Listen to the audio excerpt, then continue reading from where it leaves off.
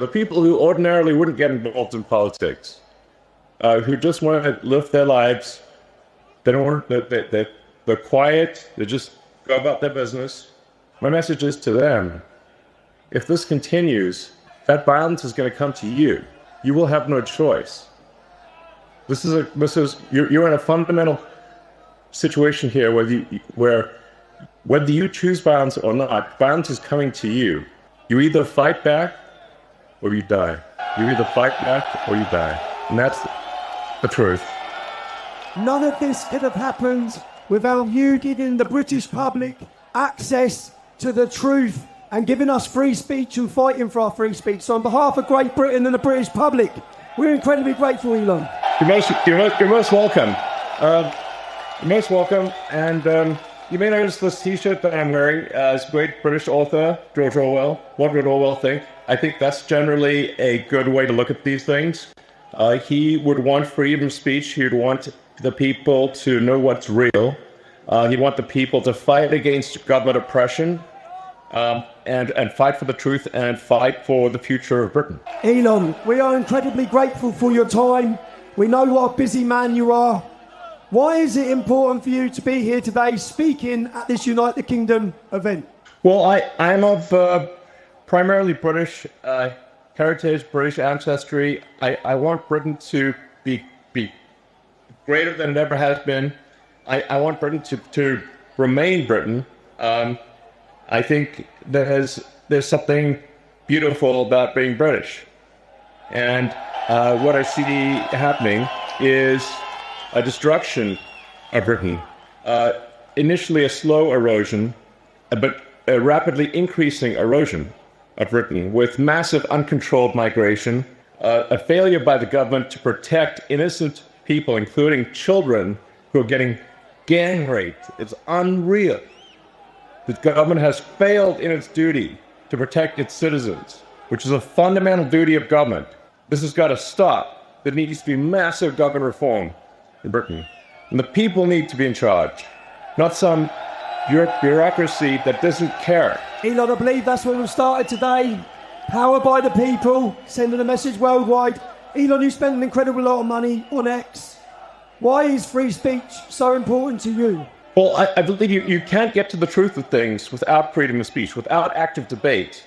There's so many on the left that want to just crush debate and put people in prison just for talking, as you were, just for speaking their mind. The essence of democracy is it should be a government for the people, by the people. In fact, this is a government against the people and not for the people. This is why everyone is gathered here today, is something's got to be done. This is unacceptable. The government needs to be responsible to the people of Britain. It needs to protect Britain. It needs to protect the weak, those who cannot protect themselves, especially the children. And when I read about some of the horrific stories and how the government did nothing and tried to hide it, they try to hide these horrific crimes. And then you see how much violence there's on the left, with our friend Charlie Kirk getting murdered in cold blood this week, and people on the left celebrating it openly. The left is the party of murder and celebrating murder. I mean, let that sink in for a minute. That's who we're dealing with here. That is who we're dealing with. Elon, just so many of the British public who are scared to exercise their free speech. They're worried about being imprisoned. They're worried about being attacked, even to share their speech on your platform of X. What message would you give to them? The message is really, my message is to the reasonable center, the common sense. So my appeal is to British common sense, which is to look carefully around you and say, if this continues, what world will you be living in? This is a message to the reasonable center, the people who ordinarily wouldn't get involved in politics, who just want to live their lives. They're quiet. They just go about their business. My message is to them: if this continues, that violence is going to come to you. You will have no choice. You're in a fundamental situation here where whether you choose violence or not, violence is coming to you. You either fight back or you die. You either fight back or you die. And that's the truth. Today, Elon, I think the British public are telling the world that they're ready to fight back. Good. Yes. Come on, Great Britain. Come on. We've inspired the nation. Elon, you've spoken a lot about woke culture, the woke mind virus, and how it damages innovation and freedom of thought. We know that DEI often sees people getting jobs when they definitely don't deserve them. Do you think this culture is holding back progress in the West? And what do you think needs to happen to reverse it? Yeah, I'm appealing to sort of common sense and fairness.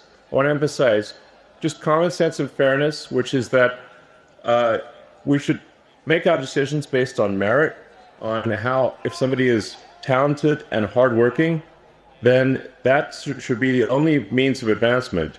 There should not be discrimination on the basis of sex or religion or any race or anything else. And what a lot of the woke stuff is, it's actually super racist, it's super sexist, and it's often it's anti-religion, but only anti-Christian. Like, why only anti-Christian? That's unfair. So this is why, again, my message is to the reasonable middle. You do not want a world where there is fairness and common sense, and you advance as a function of how hard you work, and your talent, and your integrity. That should be all that matters. And the woke mind virus, that I call it, is against all of that. It's wrong. We hear so much about censorship being pushed by governments and global corporations and organisations. A lot of people don't understand why we're allowing mass, uncontrolled immigration into all Western nations. Do you believe that there are powerful forces outside of elected officials, someone controlling governments, that are trying to control the flow of information? And how do we resist that pressure? I think when you look at the behavior of organizations or people, you have to say, what is the incentive for these organizations? And frankly, there's a massive incentive on the left to import voters. So if they can't convince their nation to vote for them, they're going to import people from other nations to vote for them. This is a massive factor. And frankly, it's a strategy that will succeed if it is not stopped. And thus far, it is succeeding. And you see strong movements to allow people who are not from Britain to vote in Britain, to allow people who are not from France or elsewhere to vote in those countries. And thus depriving the citizens of their democratic power. It's really a voter importation thing. And if they're allowed to succeed, if this is allowed to continue, they will succeed in importing voters, swaying the elections, and taking your vote away from you. That is 100% what is happening. Do you know what's great? The BBC and the mass media cannot control this, can they? I love it. I mean, the BBC is complicit in the destruction of Britain. And we pay for it, Elon. We pay for it. Yes. We're forced to pay for it. Do you know they send them to jail if we don't pay for it? You're forced to pay for your own destruction. It's insane. It's unfair. It is wrong. Elon, a lot of ordinary people that are here today, they feel ignored, they feel censored, or they're labelled just for speaking up about their legitimate fears and concerns in their communities. Do you believe technology, like X or even AI, can finally give power back to those people? Or do you think it will make censorship worse or even automate it? I mean, that's a complicated question. It really depends on what government is in charge. The government can obviously use whatever powers are available to suppress the people. And so I really think there's got to be a change of government in Britain. And you can't, we don't have another 4 years or whenever the next election is. It's too long. Something's got to be done. There's got to be a dissolution of Parliament and a new vote held. And really what matters is rallying the people of Britain, really getting the people of Britain to get the message out there, talk to your friends and family, and build a massive power base among the people. And like I said, you really got to appeal to the sort of average, the normal people that just want to go about their business. That they're sort of in a village somewhere, they're working, they just want to mind their own business. But you've got to point out to them that if we don't take action, they won't be able to mind their own business because other people are going to come and maraud them. There's genuine risk of rape and murder, and the destruction of the country, and dissolution of the entire way of life. And so, yes, in the normal course of business, if you weren't under a massive attack, then people should go about their business and just live their lives. But unfortunately, if the fight comes to you, you don't have a choice. You have to fight. So you have to rally all of the people of Britain to fight for the future. Let me ask and if people this doesn't happen, there won't be a future. Are you ready to fight for your future, Britain? Fight for your future. Do it. Go. Will we be gagged any longer, Britain?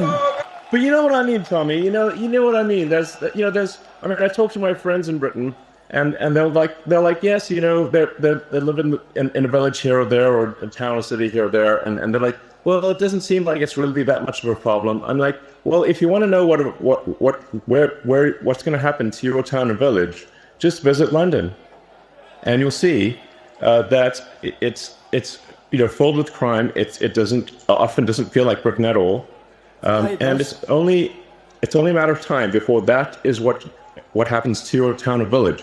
It starts in London, but it will spread to every town and village in the country, and no one will have any peace. We're running out of time, people. We're running out of time. Elon, you built rockets, you built cars, you built satellites, you built AI. Things most of us couldn't dream of. It's fair to say you're a visionary. When you look at leaders in Europe and the UK today, do you think they share the same talent for future vision, or do you feel like they'll be left behind and out of touch? Well, I think we've got to have a freer country, a freer. Europe in general has to be freer. It's stifled by bureaucracy. I think it's good that Britain left the EU because there's just too much bureaucracy in the EU. But frankly, instead of really going down a path of personal freedom and deregulation and getting rid of these stifling regulations, unfortunately, the British government has pretty much stayed on par with the EU. If not in some ways made the stifling regulation worse. If you have excess government regulation and oppression, you stifle the freedom of people to try new and great ideas. And Britain used to be a country that did amazing things, some of the boldest things on the entire planet. And that is possible in the future. But it can't be done if you've got this massive oppressive bureaucracy and a government that doesn't care about its people. And that has to change. There has to be profound change. And there's not much time left. Elon, you've said before that civilization is fragile. We agree. Yes. It's precious. When you look at the West right now, every country in the West, with its wars, its divisions, its censorship, and its declining trust in institutions, none of us trust them at all. None of the public trust them. For good reason. Are you optimistic or pessimistic about where we are heading? I think if the people of Britain take charge and actually ensure that there's a government that represents their interests and not a government that represents foreign interests, then I think Britain has a great future. And I think we can be optimistic. I think there's amazing things that are possible. If the technology that's coming is used in the right way, we can have an incredibly exciting future, one which is, sort of Star Trek made real. It's sort of like the exciting utopian sci-fi where we have spaceships and we've got robots and we've got incredible technologies that are really exciting. But we need to preserve civilization long enough for that to happen, and we need to go onward and upward, and we need to fight for such a future. Such a future is not inevitable. We have to fight for such a future. I think that many British people had lost hope, but after today's scene, if you've got hope again, Britain is awake. Thanks to you, Elon. Thanks to your input. Can we just ask... Well, thanks to you, Tommy. Thank you, brother. Can we ask, what do you see as the future of the UK and Europe in your vision? Where are we heading? What's the future like for us? I think there needs to be a future where people take charge, where there's deregulation, a massive reduction in bureaucracy, and generally a new hope, where people look forward, wake up in the morning, look forward to the future. They're excited about what's going to happen next. But we must have revolutionary government change for that to occur. And this is not ordinary course of business sort of stuff. This really requires everyone to sort of marshal the people, so to take charge, reform the government, and make sure that you actually have a government that is for the people, by the people. And that's essential. And that's not, so we're really at a fork in the road here. We're at a fork in the road to darkness or greatness. And that will be decided only in a matter of years. And we must take the path to greatness. And that's the path that's exciting and inspiring and will make life worth living. Elon, you've done more than anyone to shine a torch on the crimes committed against the generation of our daughters. On behalf of everyone and on behalf of all of us in Great Britain, you know what, we wouldn't even be in the fight. Not only are we in the fight right now, but we're on the advance. Thanks to free speech being fought for us by Elon Musk. We're very grateful, sir. You're most welcome. Thank you.